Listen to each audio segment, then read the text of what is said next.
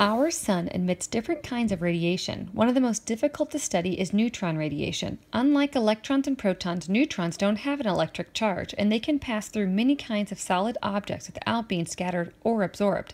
This makes it difficult to build devices to detect them. In the past, most neutron detectors use helium-3, which is usually made as a byproduct of nuclear weapons production. After the end of the Cold War, weapons production decreased, and there is now a worldwide helium shortage, so we need to research different materials that we can use to make neutron radiation detectors.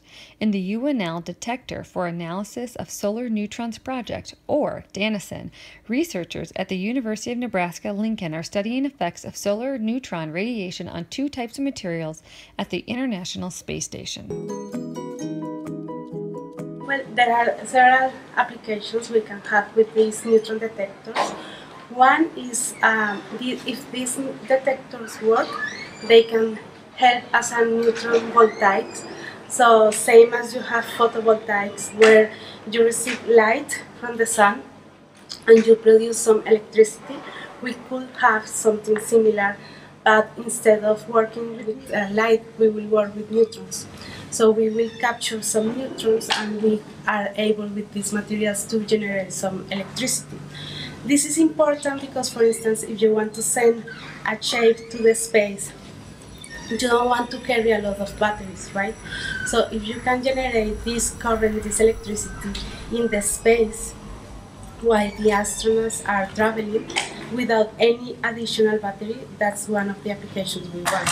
At the same time that we are protecting the astronauts from the radiation coming from the sun, because these detectors, they will capture all the neutrons coming from the sun, so we will protect the astronauts as well. Neutron detectors are also used to treat cancer, so we are working with small pieces of detectors. So if we can make detectors that are smaller and smaller, we can introduce these detectors inside of our body to treat or detect cancer.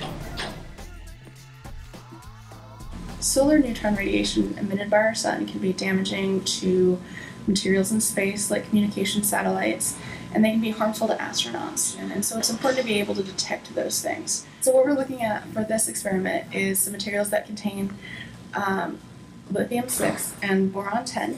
We're specifically looking at solar neutron radiation. So neutrons are really difficult to detect because they don't have any charge. So it's difficult for them to leave like a mark on the material. So what we do is we use a material that has specific elements that once they interact with the neutron, they will decay in different particles. These particles are charged and they can leave a mark on the material. Basically, the way the cube's designed, and you can kind of see from the front, there are those little pockets where we had detectors placed. So I'm going to turn to the side. So you can't see inside from here, but basically they go from one diagonal to the other. So that way we're getting different depths. The cube itself is a moderating material, which means that it's just designed to decrease the energy and slow the neutrons down. Because the way that what we're looking at getting is how much these neutrons actually come into the cube based on where the detectors are located and how much radiation they received. We have our sample and we have a small circles of gold. Each circle will be one detector. So in this particular sample we have about 18 to 21 different detectors. Fill station on 2 installed a neutron detector, and the view's up if you haven't. So we were on the space station on a sunset hatch in Node 2 from October of last year to March. And so now we have the experiment back. We've removed all the detector elements and we're currently analyzing them right now. Now that the DANASEN experiment has returned from the ISS, UNL researchers hope what they learn will help in developing small, effective neutron detectors for use on Earth and in space. By examining the distribution of neutron captures in the moderator, they also hope to catch a glimpse into the nuclear fusion processes that fuel our sun. Now that's nano.